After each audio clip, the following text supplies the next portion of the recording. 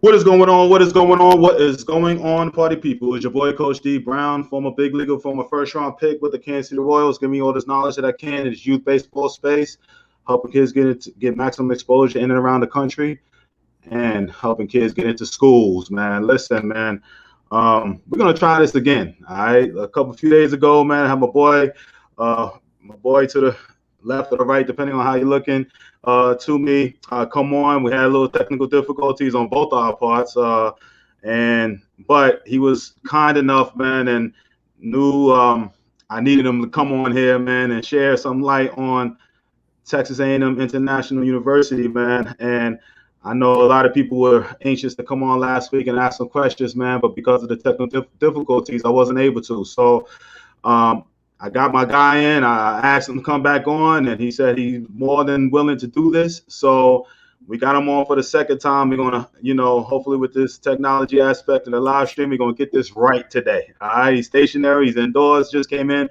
from getting some work in with his guys, but he was still kind enough to come on, man. So we are joined by Brock Morris, recruiting coordinator of Texas A&M International University, bro. What's going on, Brock? What's going on, Coach? You all right? Yes, sir. How are you guys doing on this fine Monday?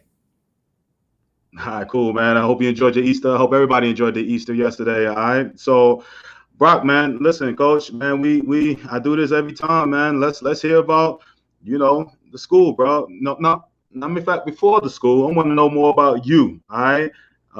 Where you from, playing career, and the coaching career to where you are now, bro. Yes, sir. Well, technically, I'm a Texas native, Louisiana born, but spent all my teenage years in Texas, right outside the Houston Woodlands area. Went to high school, Montgomery High School.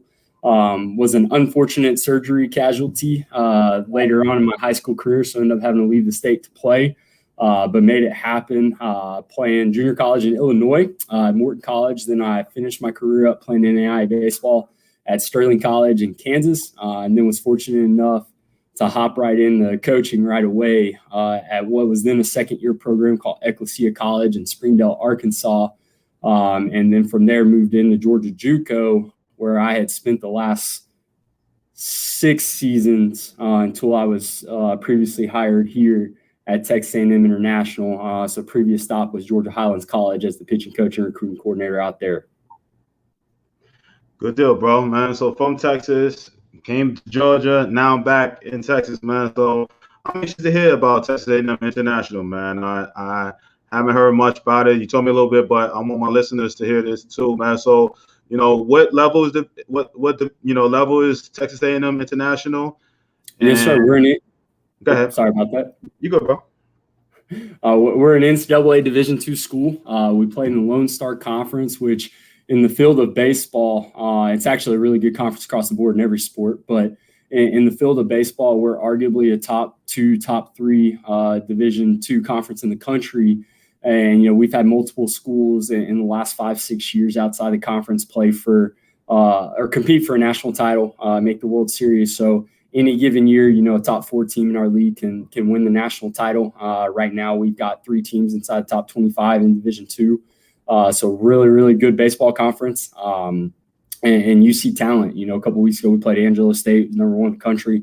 And their Friday night guy was 93-97 with mid-8s offerings and held that for 8 innings. So you see really good baseball. As far as Texas A&M International goes, we're located in Laredo, which is a border town in South Texas. We're about 2.5 hours south of San Antonio, right off I-35. You can't miss it. You drive straight on 35 and you run into it.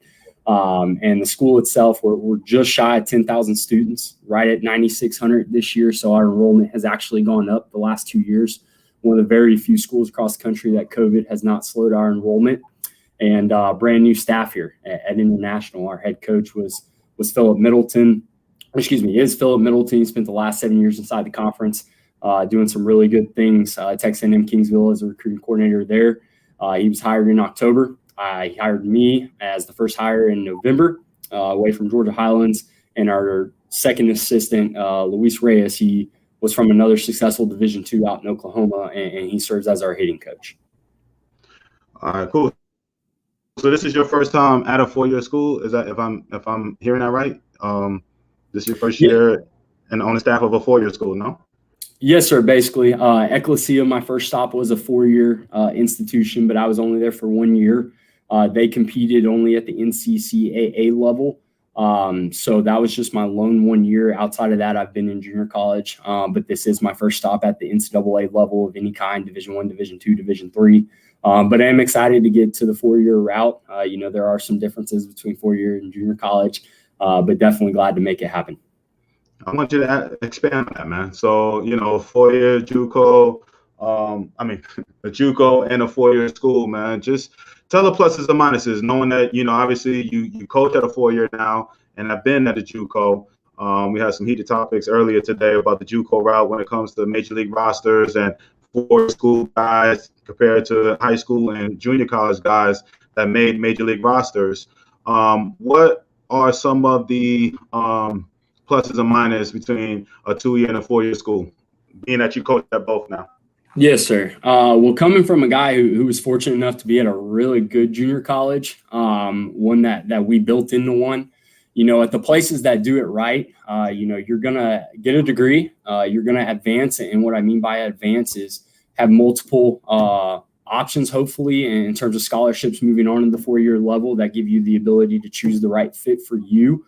Another plus of junior college is that, there's not really any time frame in terms of like you have to have so many instruction hours allowed.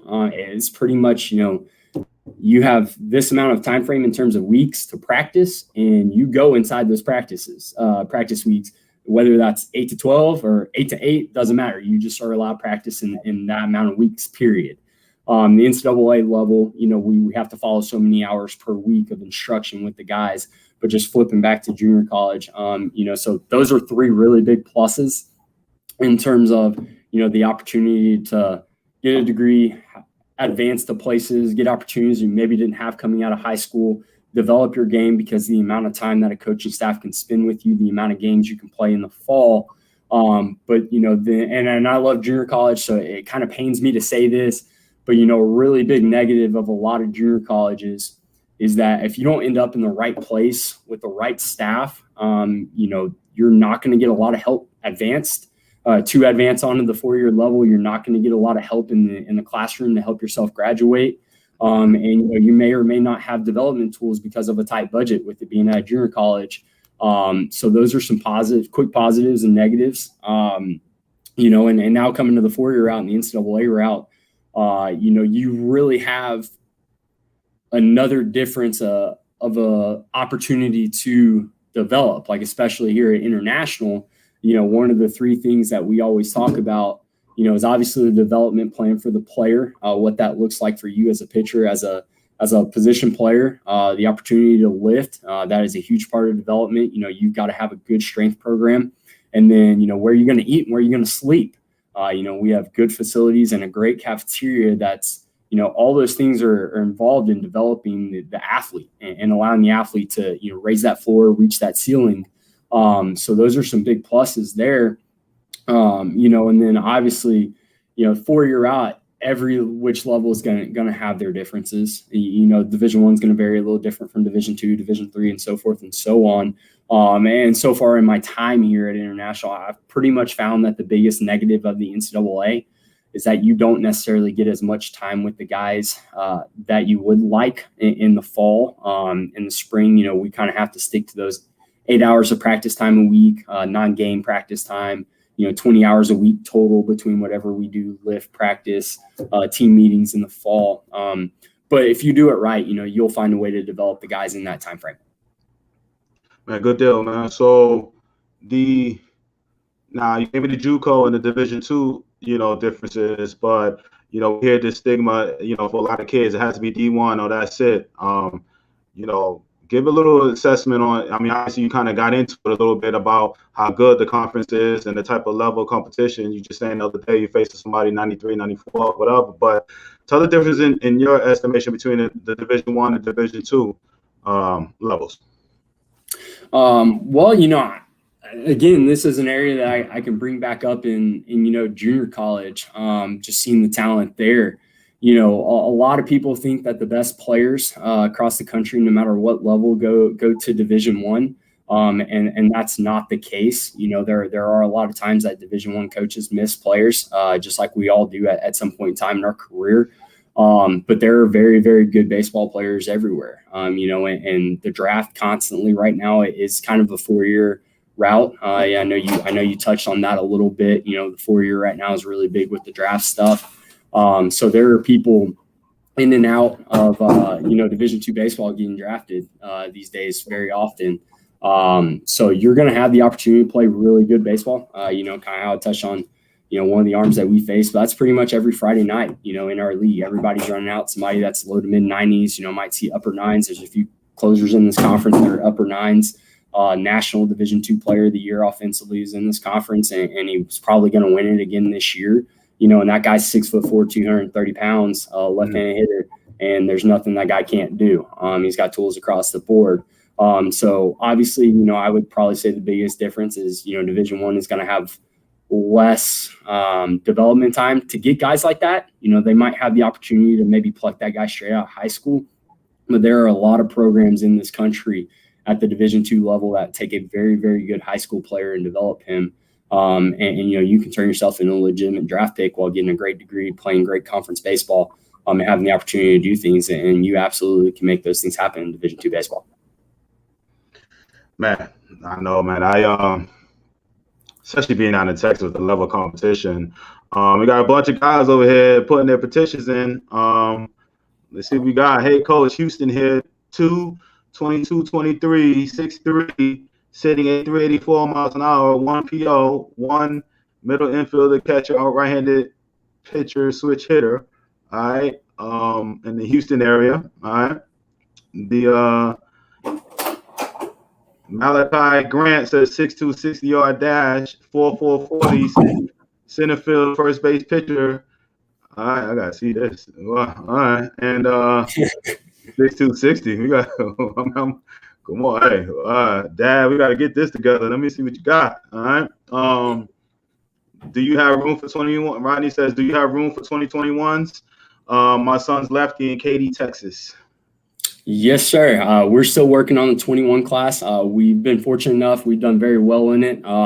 Actually just got another commitment right before we walked in the room here. So we're now up to a pretty good size commitments for us, but we do still have some room. We are getting closer to having a full roster. We're dealing with the same thing that everybody else with COVID, where numbers are getting a little small for us, but we still do have room. Still looking for pitching, and we've got a few other positions that we're trying to seal the deal with and get some guys done there. All right. Oh, my Texas contingent out here. Shout out to my boy Jay. I ain't seen my boy Jason in I don't know how many months. Good to see you on here. I told you last week, Coach. That's what I told you last. As soon as the Texas community come out hard, but my boy Jason said tons of talent in Dallas. All right, now we going Houston. Now we getting regional now in Texas. Now he's like tons of talent in Dallas. All right, shout out to my boy Jay. All right, my boy Manny, man, good to see you, Manny. All right, hello. Any camps coming up on your campus? One of our target schools. All right. Yes, sir. Camps for us are still a work in progress. We're trying to work around some COVID protocols still as everything change. With vaccines becoming more available and new policies being written. We do hopefully plan to start having camps on campus in the fall. Right now, all signs probably point to that being the earliest for us. We are, as a staff, checking into the possibility of maybe being able to host a satellite camp.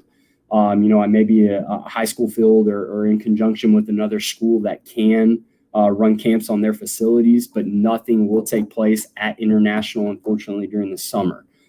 So we'll just have to keep working through things with our administration and, hopefully have an announcement for fall camps on our campus, maybe sometime late summer, early fall. And then obviously, our social media accounts, our website online will be the way to find those things out as well. For that information. Okay, cool. I know we were talking about. I told you last week we were possibly trying to do something in the Houston area. We're trying to lock that down there. So one of you guys get on there and we'll be live streaming there. So either or. You know what I'm saying? Love to have you be a part of that, man. I think a lot of the fact that you're still looking for 2021s is huge. Especially on the pitching side. So let me ask you this. So you talking pitching, and I know you primary pitching guy yourself, right? So if I was to come out and watch, Texas A&M International, what am I going to take away from that? What's the style of play? So from an offensive side. Well, from an offensive side, our big things, three big things we like to talk about, is we want to be relentless, we want to be dynamic, and we just want to constantly have pressure. We categorize hitters in the four different categories, whether that's a hitter, a ball player, a bomber, a speedster, and obviously we're gonna fit you in that category we feel like you fit in. But we also talk about being able to have every tool in the bag. We always reference golfing when we talk about this. You can't play golf without having your driver, and you can't putt or golf without having your putter. You just go play with your irons, you're going to have a tough time. So we want to be able to have every tool in the bag. We want to be able to have guys that can drive the ball. We want to be able to have guys that can steal bags, get extra 90s. But we really just want to be that relentless offense that's kind of like waves crashing on the beach. It never stops, whether it's big waves, small waves. You're always getting pressure on that beach to get those dunes away. So that's the kind of offense, that we're going to try to get to and continue to build as we implement our offensive systems and keep getting our guys in our recruiting classes, presently and in the future in the door. And for our ballpark, we have a lot of offensive parks in this conference, especially ours, so left-handed hitting plays really, really well. So when we're at home, you might see a lineup that has 7-8 left-handed guys in it, 300 down the lines there and 335 in the porch. So kind of a, pitching coach's nightmare. But, we have a very good offensive ballpark. So that's probably offensively, what we're going to get to and what we want to look like. Obviously defensively, we want to be like everybody else in the country. Every ground ball, we want it to be an out. We want to go run down, all the routine plays in the outfield and make the great ones when we have to, and then pitching, I've put a premium, on guys being able to pitch, and we tell the guys from day one, you're not going to pitch here if you don't throw strikes. We're not a staff that's going to be impressed by the radar gun, and I've been no different in my pitching career.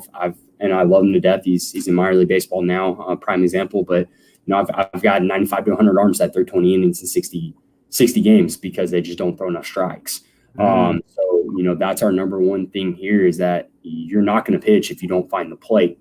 So that's going to be a lot of what we preach here on the pitching side. What you hear from myself, what you hear from our head coach. We're going to throw first pitch strikes. We're going to throw 2 out of 3s. We're going to have the ability to do all the things you need to do to be a successful pitcher, hold runners, fills your position, be able to throw 2-0 off-speed pitches, 3-2 off-speed pitches, move in, out, up, down, and, have a repertoire. It's like, as I mentioned earlier, this is a very offensive league. So you get behind hitters a lot. Balls are going to go very far when you find yourself back in the strike zone. Is that air out there like anything like El Paso used to be? Because El Paso, I swear that field used to feel like it was like an oval. It wasn't a diamond. It was like an oval shape. It just seemed like the outfield used to go forever. Is that field anything with Laredo where you guys are located? Is anything like that El Paso air out there? So the air, unfortunately, another pitching coach's nightmare here. It's constantly blowing out as well.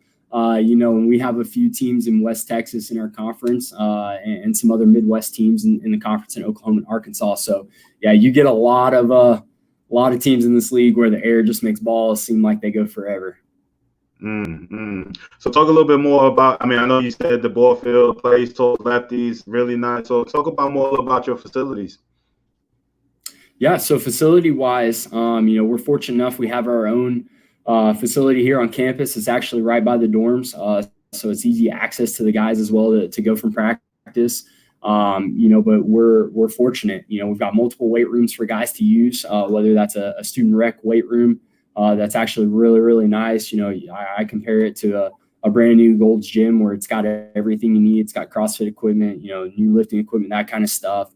And then we have our own athletics facility weight room as well, that we can run in 20, 25 guys in, no issues. We've got 2 full-time strength and conditioning coaches with 2 part-time assistants as well there. So great opportunity for the guys to get in lifting as well. Our facility does have cages. It's open to the guys at all time.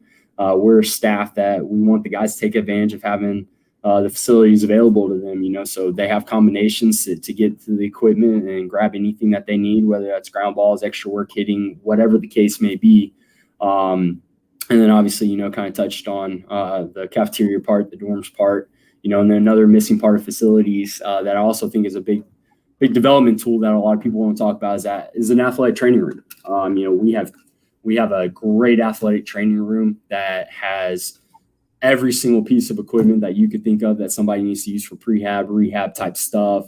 All the TheraBands, the TheraGuns, hot pool, cold tub, stim machines, game readies, ultrasounds. I mean, you literally name it in terms of physical therapy and rehabilitation. It's in our training room, And we also differ in the fact that we have 3 full-time athletic trainers, and are even more fortunate enough that our head athletic trainer is also the one that oversees baseball. So she's awesome. She does a phenomenal job, and she pretty much has a mobile training room, on her golf cart with her at all times.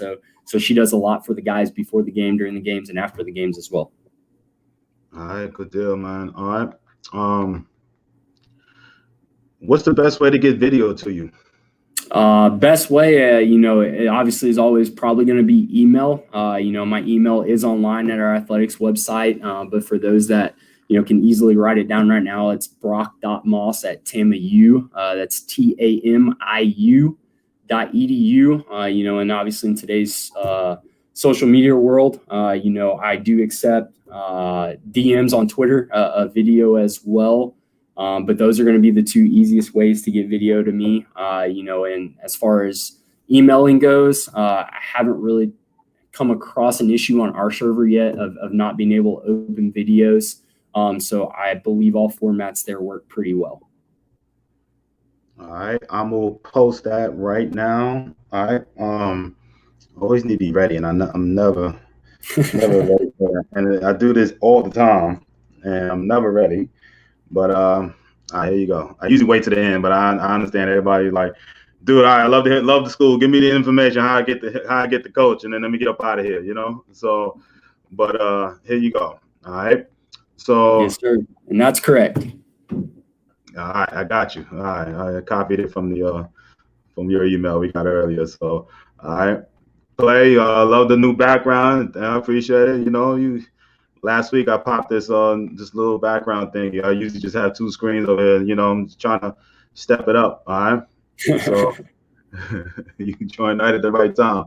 Matter of fact, when you came on last week, I didn't have this. So I mistakenly was wondering how to put this on, and one of my boys on Thursday came the day after you had the interview last week and got this right. So Jansen says, sounds like they have all the bells and whistles as a D1.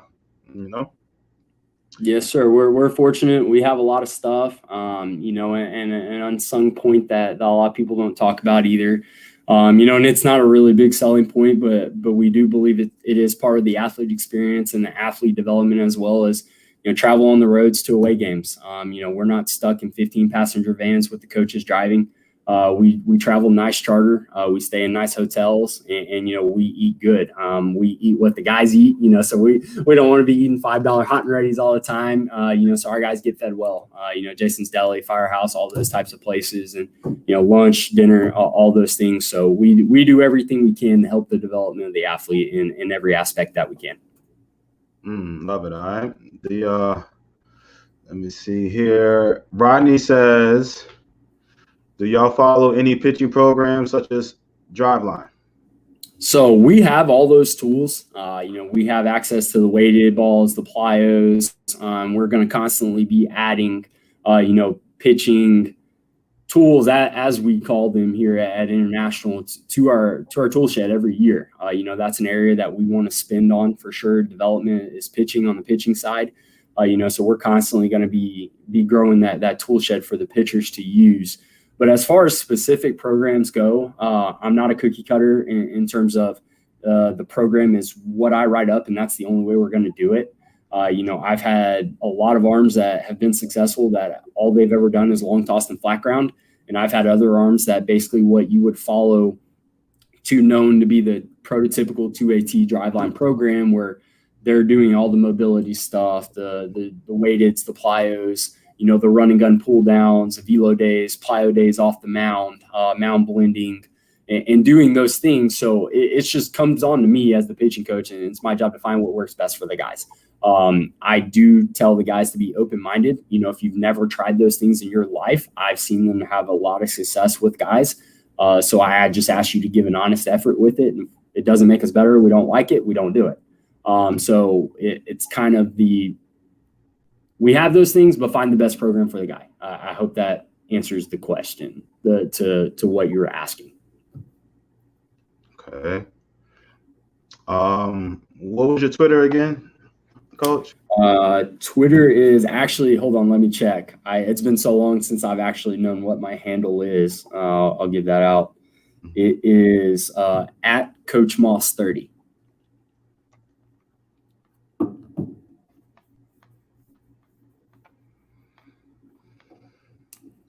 All right.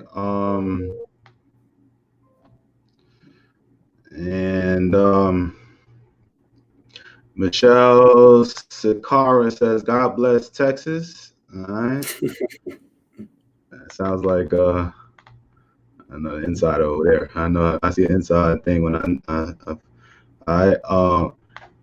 excellent. I have cadence in video over tonight. Okay. So shout out to all my Texas kids that's in my programs over here. I know this is all right, so travel good, eating good. All right. What are some of the requirements when it comes to education wise, Coach, to get into Texas A&M International? Can you repeat that for a second, D? I'm sorry. I was just saying, what are some of the academic requirements that are needed to get into Texas A&M and International, and what is the school known for academically? So academically, we're known for probably the business side. We're one of the few four-year universities in the country that actually have a PhD all the way up to business, or through business and in a business track. So you literally could, undergrad, master's, PhD in business here at International, one of the very few programs in the country that can do that. So business is probably going to be our best academic track record. We have a whole bunch of different specific tracks, whether it's logistics, chain management, supply, business administration, those types of things that fall under that umbrella of business. As far as academic requirements go, that's going to really depend on what program you're trying to get into. That probably changed that a touch and a hair, like engineering and nursing are going to require something a little different than Gen Stud's business type stuff. But generally speaking, you are top half of your class, GPA is over 3.0, and, your ACT, SAT, are your typical 18 and 900, you shouldn't have any issues getting into International, generally speaking. But obviously, like I said, each program is going to have their, specific requirements, and it's just best to probably check what track you want and the specific requirements there. Okay. What are the costs that's associated in and out of state? Is there a difference in price in and out of state? And I can't remember if you told me if Texas A&M International was a private or public school. Yes, sir. We're state school. We're part of the umbrella of the Texas A&M University system. So we do have in-state, out-of-state costs. Next year, tuition is going to be roughly $9,455, give or take a few dollars.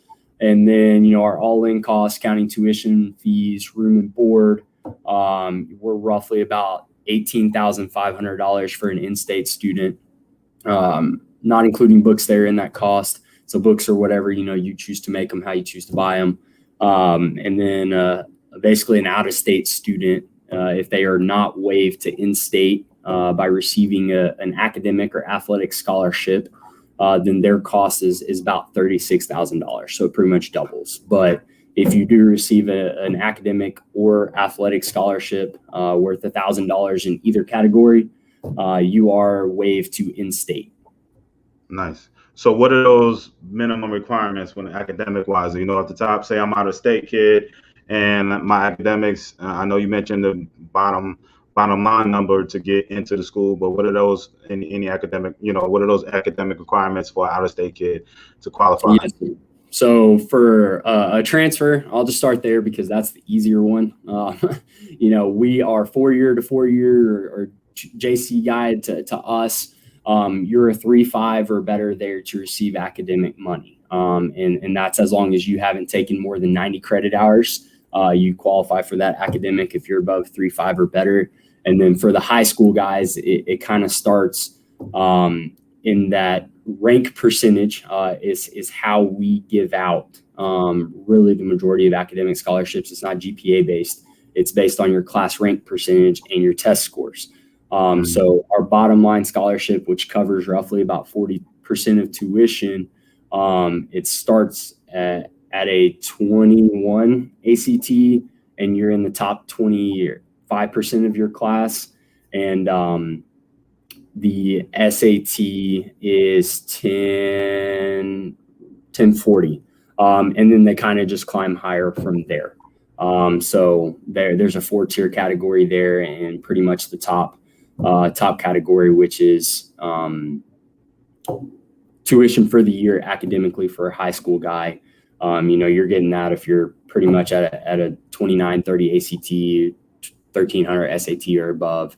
And then pretty much at that point, your class rank is going to be in the top 25%. So you're good to go. Good information, Carl. Appreciate that. Lauren says, what classes are you looking at now? Yeah. So since we're a brand new staff, we're still working through 21s in terms of adding high school JC guys for upcoming fall. When we hit the summer is when we will start the 22 class and get that ball rolling. But with us being a new staff, we're trying to finish out the 21 class and get our guys in the door. And also with us being a Division II, I mean, that is a big difference in recruiting than you see in the Division I level.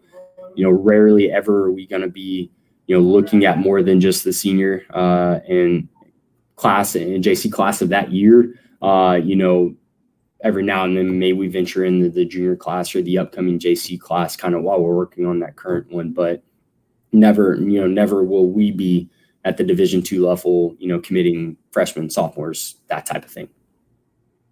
All right. Okay. What do you believe are the biggest misconception about baseball at the Division II level? D kind of touched on it earlier, having the heated topic there, and it really comes down to the level of talent. And I've been fortunate enough in my career. I've been at a lot of levels. I played junior college. I played NAIA baseball. I've coached junior college. I'm now coaching Division II baseball. And I've watched a lot of Division I baseball as we've played Division Is in the fall when I was in junior college, and been on the field against those guys with the guys that we were rolling out. And biggest misconception is that the level of talent, it's not good, and that couldn't be further from the truth. And that you're only a good baseball player if you go to the Division I route, and that's just not true. And I can tell you that as well from experience as a junior college recruiting coordinator. I've gotten a lot of guys from the Division I route that were not better than the players that we currently had on the roster, that we recruited straight out of high school. So that's probably the biggest misconception is, the level and the type of player that comes along with the level. I mean, I'm sure Division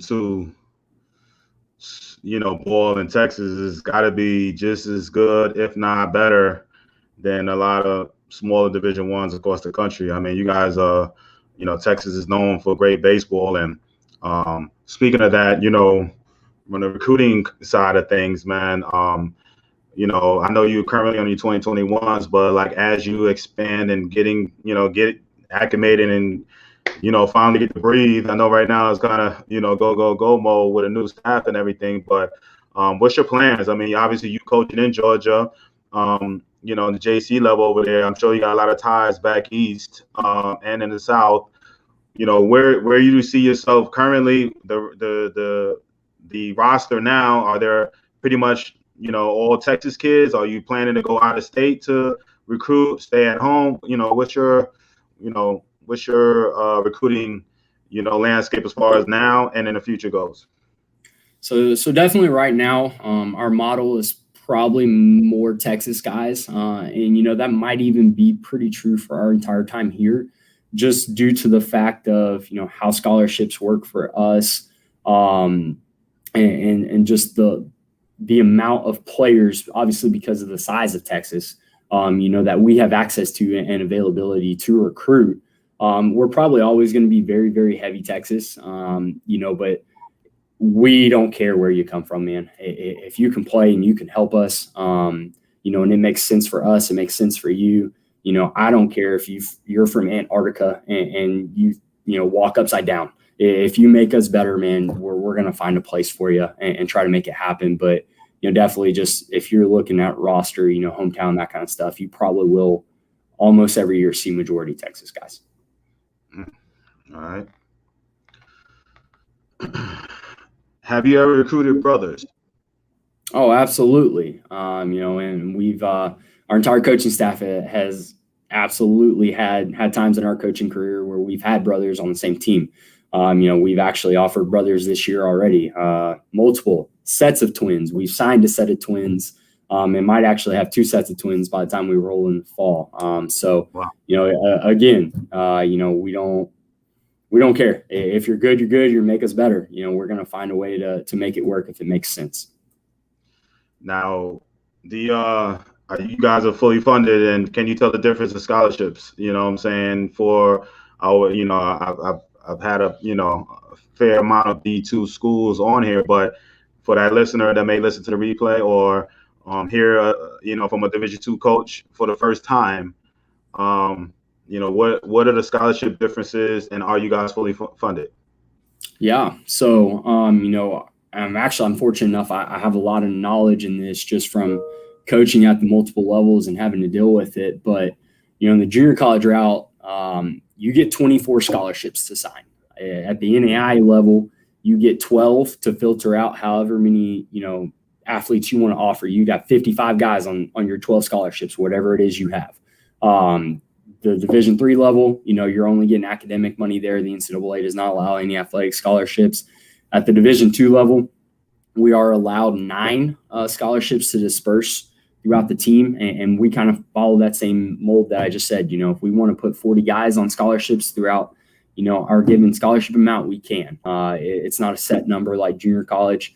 And then we are fortunate here at International, our athletic department does have the full 9. So we have the full 9 scholarships available to offer out to however many student athletes we feel make us better. And then, another difference between us and the Division I level is that we don't have a minimum. So we don't have to offer you 25%, legally by the NCAA. We can make that offer whatever we want it to be, whether, it's cover books or all the way up to everything. All right. Quincy says, great info. Shout out to Q. All right. My boy Jansen says, how is the recruiting budget there? In terms of what we get to work with on a coaching staff, very, very, very good. It's the best that I've ever worked with. And I can say that from personal experience because in the past, a lot of my recruiting budget's been my bank account. But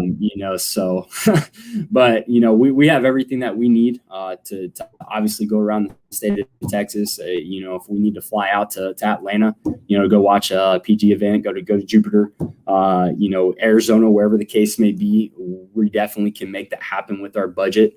And it probably is honestly one of the best budgets in Division II baseball in the state of Texas. So very fortunate there. And, it gives us the opportunity and ability to see a lot of guys, as I mentioned earlier. All right. Vincent says, hey, guys, thanks for the info. At the Division II level, what's the reason behind not recruiting beyond the senior year? Is it to avoid commits that decommit last minute? So we actually have a rule at the NCAA Division II level 1, that we can't offer a student athlete before this time period. And typically that is the summer going into their senior year, so it's the summer of them just completing their junior year.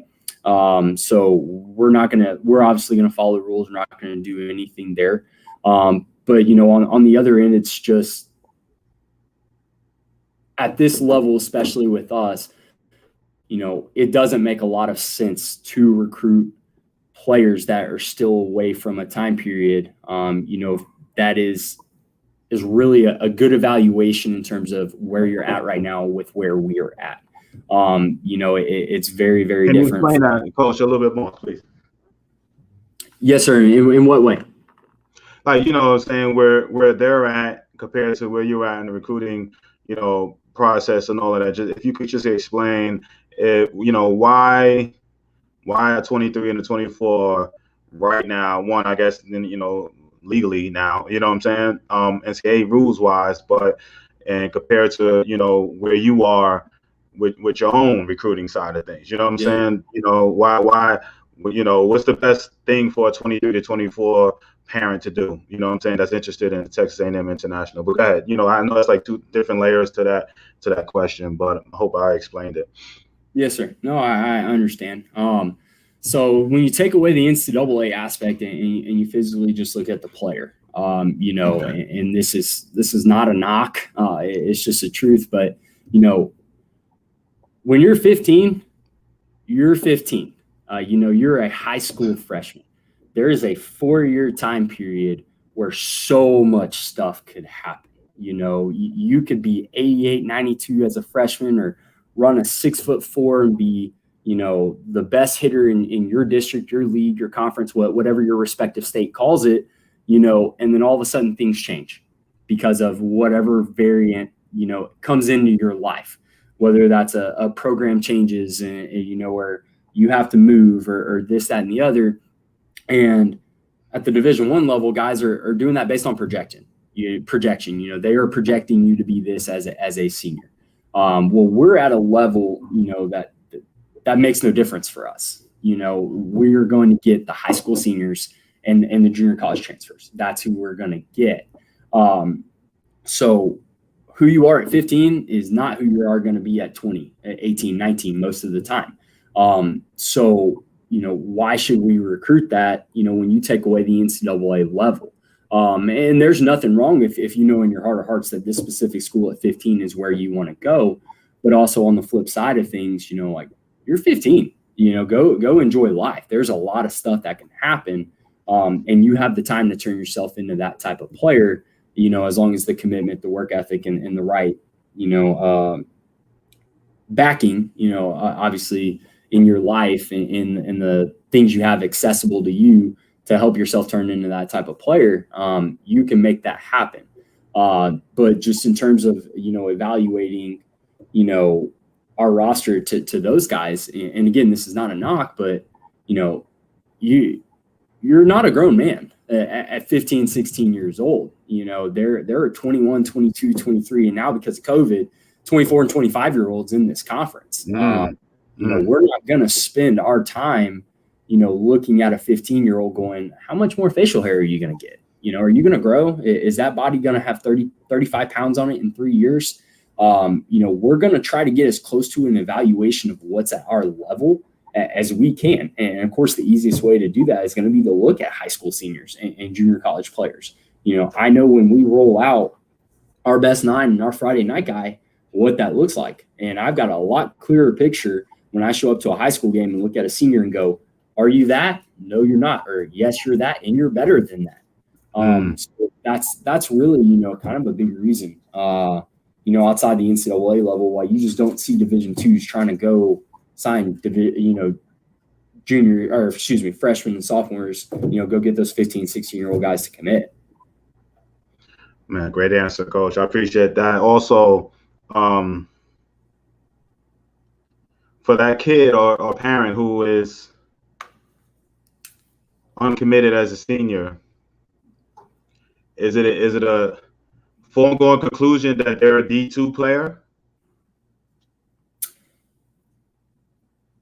You went out for a second, but I think I followed you. I don't think it's a foregone conclusion, if you're an uncommitted senior that you're any type of player. There's a lot of reasons that guys can go unmissed, and no matter the level, there's you see that story every year that somebody wasn't signed, they were a walk-on guy, they showed up at this and all of a sudden they ended up on the roster and they turned themselves into that.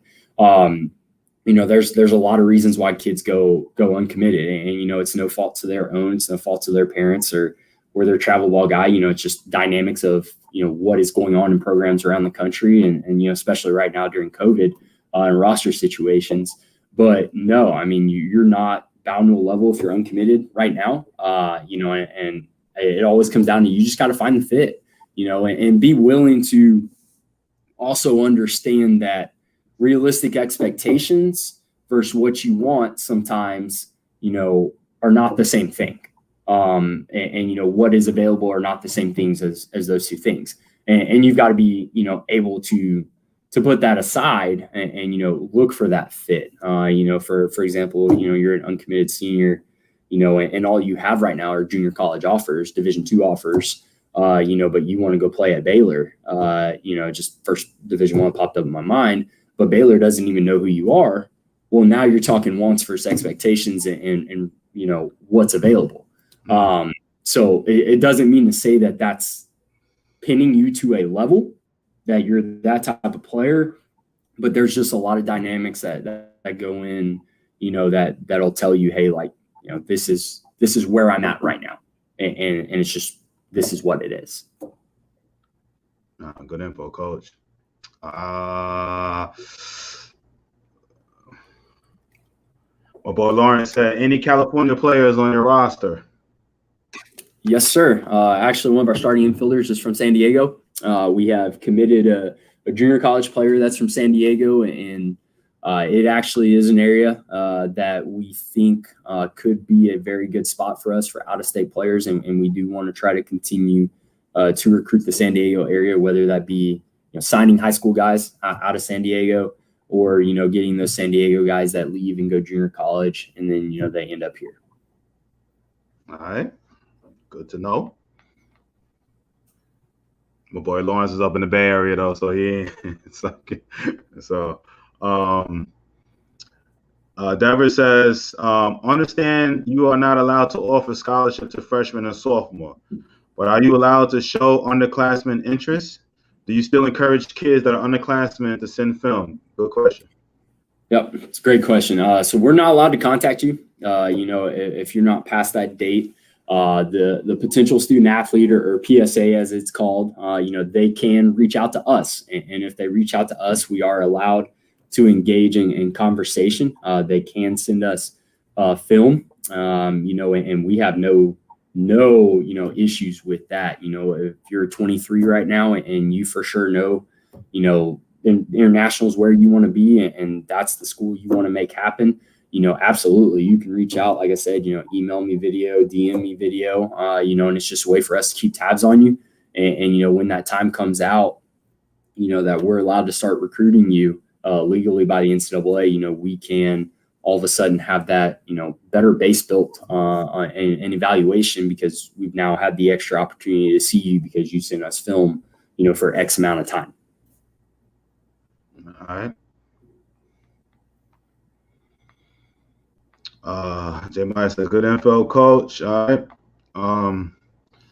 Now we were talking about the 2021 situation, and shout out to our boy Lawrence, his son just committed to Jackson State University, but he was a 2021 and just committed over the weekend. So he going back to that 2021 is it the whole senior if it's you're not committed at that time, are you not a Division I player? So he's the reason, I know we spoke this weekend about that. So sounds like you, Coach Morse, is part of a great institution and sure to make his mark there. Congratulations and have a great season. All right. So how's it been so far? You know what I'm saying? How many games you got in? How's the season going so far, Coach? We're one game out right now of securing a conference tournament spot. Season is been what we hoped for as a staff. We didn't have our first practice together with our team, until January. So we're trying to install a lot of stuff and get the guys on the same page as us and, obviously compete in the present, build on the future. But the guys have done everything that we've asked. They're competitive every weekend. We've had a chance to, win a series every weekend, beat a lot of good teams, and play some good baseball. So we got to close the season out good and, find a way to secure that conference playoff spot. And then hopefully, make some noise in the playoffs. As everybody knows, once you hit the dance, anything can happen. So it's who's dancing best when the music turns on. So we're, Division II, everybody knows about Omaha. Where are the Division II championships? So right now they're currently in Cary, North Carolina, held at actually the USA Baseball Complex. So beautiful complex out there. That's how they're held. In a normal year, we kind of have a regional and super regional format, after your conference tournament. So we're pretty close, similarly structured to the NCAA Division I round. Now, I know Texas is like, its own country out there. Lord have mercy. That's one of the. It take you 2 days to get through that damn state, But how's the travel as far as in conference? How's the travel go? I know you talked about, how you travel, but how is the travel in the conference? Yeah. So majority of our conference teams are in Texas, but as you mentioned, Texas is a very big state. So for us, we're the furthest south team in the conference. So that also means, we kind of do sacrifice on some travel times. So when we go out to West Texas, that's an 8-hour trip for us. When we go, North Texas to our furthest Northeast school out in Tyler, that's a 7-hour drive for us. So we can drive 7-8 hours and still stay in the state of Texas. As far as longest trip, we have a couple of out-of-state conference schools in New Mexico, Oklahoma, Arkansas, so we can hit a 10, 11-hour road trip. But that's, majority of our conferences in the state of Texas. All right. Yeah, that's that Texas travel, boy. All right. I know all that. So, Coach, man, we coming up on close to an hour, man. We talked recruiting, we talked price of school, we talked travel, we talked enrollment, we talked enrollment fees, new coaching staff. So we talked about, I gave away your info, and I'm going to put it back up there shortly. And right now, until the end of spring, you're still on the 2021s. We talked about style of play. So kind of break down on a normal roster. I know with COVID has been a different change. But break down your current, current roster and where you see it going, like in the next year or two. Like break down how many pitchers you usually keep, how many position players, utility wise, and all of that. Break down a roster, all right, from like COVID and normal year. Yeah. So right now with COVID, we're operating at 38. Which is with a few red shirts in that 38. Our normal roster on a normal weekend is about 30 at home, and we travel 26. And it's kind of just a standard thing across college baseball. You're going to travel with closer to kind of a postseason roster. You always have a 25 to 27 man limit in postseason, kind of depending on what level of play you are. So we'll do that on the roads. And as far as kind of next year, goes, we'll be a little bigger than what we're eventually going to get down to. In a normal year, we're probably going to be 40 to 45 to start fall. And then kind of, the roster breakdown of, position by position, that's one of those things that's going to be fluent. It's going to change every year based on given needs. In a perfect world, we're probably going to start, with close to 20 and 20, 20 pitchers, 20 position players, give or take, and, kind of goes from there. You're going to need 20 to get through inter squads and those types of things. And you typically throw 13 to 15 guys in a season anyway, and kind of generally speaking, it's about 12 to 14 position guys, that play during a season. So, obviously you do the math, you're going to have some red shirts in there. But, that's going to be kind of what the roster looks like, hopefully when we kind of get it, and then it'll, again, same point, but it'll be fluent every year, kind of give or take, where the needs are. All right.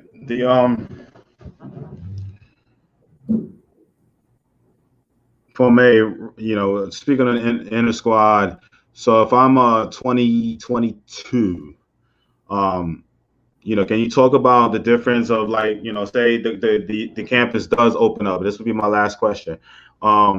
Say the campus does open up fall of 2021, and I'm a 2022. All right, what are some of the advantages of coming on the campus as opposed to a Division One? All right, between Division Two and Division One. So advantages, can you elaborate a little more for me? Advantages in what specific area? If I'm not mistaken, Division Two guys can they like work out with, like, they really can work out with the team? No, if I'm a recruit, you know what I'm saying, right? Right. So you actually on a campus visit can come out and do a workout and be around the guys. Obviously, there's going to have to be some paperwork, there, for the compliance side with the NCAA. But yes, you can, and we can bring you in at any given time for a personal workout as well with just the coaching staff. But yeah, you do have the ability to be around the guys on a campus visit, and a campus workout. And then, obviously, if we get back to normalcy, we're hosting camps and that kind of stuff. You get through the camp and we're allowed to walk you around campus, give you a tour, do some extra talking with you and those types of things. Cool. All right. So, like Coach said, right now in the summer, not necessarily yet, but in the fall, hopefully we can get that, the campus opened up again and get the ball rolling, man. Listen, Coach, man, I always have all my guests, man, take us out on a great message. I want you to do the same. But before, we got a last minute message that came in. All right. All right. Miss Kim, I hope you guys are doing well. It was a joy having Omar, and he was fun to be around. I hope you guys are doing well. Okay. Omar graduated? I had Omar at Georgia Highlands. Oh, okay. Cool. All right. I am putting up the Little Rock showcase that I will be having April 24th in Little Rock, Arkansas. So make sure to sign up if you're interested. All right, Coach, I do these showcases around the country, man, and I'd love to get you at least on a live stream. I know you're playing, but on the live stream aspect of it, lock you guys in, especially the different states that we'll be in. I think it'd be beneficial. We have a bunch of you guys that'll be, have access to that footage. So I'd love to get you on, plug you in now that you're part of the D-Brown baseball family, man. So definitely want to add you to that. Last question, Michelle says, what top three things do you look for in pitchers? So again, for us, it's going to go back to the point that, I made to kind of start when I talked about what our pitching would look like. We want a guy that's going to throw strikes first and foremost. That's going to be part number one. Part number two is how competitive are you? I actually really like watching a guy when he doesn't have his best stuff, when things aren't going his way, because I want to see how he reacts, how he competes. Is he going to find a way to dig down and get a job done? Or is he just going to crawl in a hole and shy away because things are hard, they're not going his way? And then the third thing obviously is there some size, and what hand do you throw with, and kind of what our needs are there. Does the body project? Do you throw with the right hand? And kind of does it fit into the other things that we need with the pitching staff? Okay. The velo, and are you caught up? You need some velo out there, or is it more command? And what? So from a righty, let's start with a righty. What are we looking for, Coach? So I mean, for us, a lot. As I mentioned, there's guys blowing low to mid in this conference from the right side. I mean, it's pretty standard for a right-hander to say 88, 93 in this conference. From the left side, it's typically 85 to 90. And those types of things. So every level of baseball is going to have, that standard arbitrary radar gun number. And again, I mentioned we don't live and die by it. But obviously, if somebody is 78 mile an hour, I've got to have a reason I can walk in my boss's office and go, hey, we've got to sign this guy at 78. There's got to be proof that this guy's going to help us or I'm going to get fired. So that is one thing we consider, but obviously, like I said, you got to be able to throw strikes, you got to be competitive, and then, do the things you do fit what our staff needs. All right. Let's do this, Coach, man. If you could take me out, man, on a strong message, man. You've been giving us nuggets, man, and I thank you for coming on and spending 2 days with us. I know we had an issue last week, man, but, man, this was a great interview, man. Learned a lot about your school. I'm sure you're going to get hit up with some videos and stuff like that, especially for my guys out there in the Texas area, which I highly suggest that you guys do. Again, he did say that if you're 23, 24, I mean, it's good to get in front of his face, but he ain't going to do nothing with you until, the end of next year. All right. So, but it is good to get on his radar and follow him and find out when he's having his camps and all of that. You're 21 and 22, you need to reach out. Okay. So we will go on. Coach, if you could take us out, man, and as I go back up and get your email, take us out with a good message, brother, if you could. Man. Yeah. So final message, I guess for me would just be, baseball is a game of failure. You can't be afraid to fail, whether that's on the field, the recruiting process, any part of this next, college process and that venture on past college, whether it be professional baseball or life, can't be afraid to fail. Nothing great ever came without failure, and work hard. Hard work guarantees honesty. It's going to let you know if your best was good enough. And if it wasn't, it just taught you another way to find a solution to get something done. So work hard and embrace the failures because they lead to success. I ain't got nothing else to say upon that. Great message, great everything, man. Man, I love getting you guys on. We can go out there from there. So Manny says, so 2022 can reach out. Yes, sir. All right, you heard it. All right, Manny. So we'll get on it. Parents, I appreciate you looking, listening in to Coach Morris over here. Tomorrow I will be joined by one of my former teammates. This will be his third time on here. Lord have mercy. His son just got drafted this past summer, but Vic Radcliffe, we were talking about, I posted this earlier about the percentages of 4-year guys, major league rosters down to junior college, Latin players and high school guys. And we're just going to discuss that topic with you guys, just based off the conversations I've had with some front office major league guys. Let me get your take on it, Coach, and we're going to end it with there. I know I keep telling you we're going to go, right? But tomorrow we're talking about the open today roster is 46% 4-year guys, 25% high school, 24% international, and 5% junior college guys. The difference between the 4-year guys and the high school kid, you being coaching at the JC level and at the 4-year level, and obviously playing in high school ball, and I know plenty of pro guys. Why do you see that number, as we play nowadays? Obviously, you're younger than me, so it's a transition. I think those numbers are spreading more and more. What's your take on it? Why is it that you feel like 4-year guys, now you being at a 4-year school is a good way to pump the 4-year school, right? Why do you feel like those guys are, almost doubling the number of high school international guys down the 4-year guys at opening rosters as from last week? What's your take on that, Coach? Yeah, so my take is it kind of goes back to the, why at this, or kind of the same point, why at this level we don't recruit freshmen and sophomores is that, you hand an 18-year-old money and send him on his way, on a bus. There hasn't really been a lot of, freedom and opportunity to fail in life and figure things out. And then obviously you have the physical and the game aspect. So you've just handed an 18-year-old Lamborghini and say, I hope you can find your way on the right road. You look at, all the levels of 4-year baseball. Well, now you're talking 21, 22, 23-year-old guys.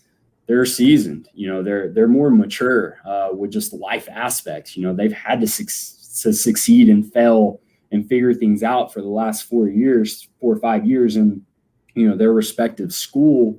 And then you bring on the game aspect, the physical aspect. They've grown exponentially because of the amount of extra reps they've had, the physical adjustments in their body that have taken. So you're starting to see, more game and mentally ready athletes, in my opinion, because you've had those opportunities to fail and succeed and figure things out. At 18 years old, you're waking up and you're going to do early work. You're playing a game. You go 0 for 4, with 4 Ks. That's the only thing you can think about the next day because you got to do it again. You wake up as an 18-year-old here in our dorm room, you got 5:30 a.m. weights. You got to go to class. You got to eat. You got to practice. You got to go study and do all those things. So you figure a lot about life out in college. And obviously, you throw in the talent, you're seeing really good talent. Right now, everybody's talking about certain conferences in Division I baseball are equivalent to minor league baseball. So you've gotten that experience as well on the baseball side. But I think that really becomes, the difference on why you're starting to see so many more 4-year guys reach the big league level fast. There's no maturity and no mental aspect that they have to figure out now. And obviously you have your cases. I mean, you have your high school guys that are going first, second, third rounds, and they're in the big leagues at 20, 21, 22. But you even look at those guys and everything that I just talked about, those guys already have. But for that average 18-year-old that's physically gifted enough to hear their name called right out of high school, most of those guys got a lot of things to figure out between the years still. Man, great answer. I appreciate that, Coach, man. That's just, and that's what we're going to talk about tomorrow. A 4-year coach, giving his spiel and experiences on that topic. I just thought it was a hot topic that we posted today, and we're going to continue that tomorrow. So, Coach, appreciate that answer. Appreciate you spending the time. Good luck to you guys the rest of this way. I will be in contact. I know you will get some light. All I ask is that if you like some of these guys and all of that, and you get communication with the parents, I always like to hear it. I'm gonna hear it from the parents' sake, but I love it from the coach's aspect too. Like, hey, they a couple of guys we like that was, we got in contact through your show. It just helps me. It lets me know that I'm doing my job. You know what I'm saying, Coach? So yes, sir. Not a problem. That's piece cake. Good, man. I appreciate it, Coach Moss. Parents, 4 p.m. Eastern tomorrow. I will be joined by my boy Vic Radcliffe, whose son is in the minor league system, played at Georgia Tech, just got drafted, and we're going to talk that whole draft process and opening day and rosters and stuff like that, man. We're going to get into this. So, Coach Moss, appreciate you, my brother. Thank you, man, for coming on, spending your time, and good luck to you guys the rest of the way. Thank you, guys. Appreciate it. No doubt about it. Thanks, Coach.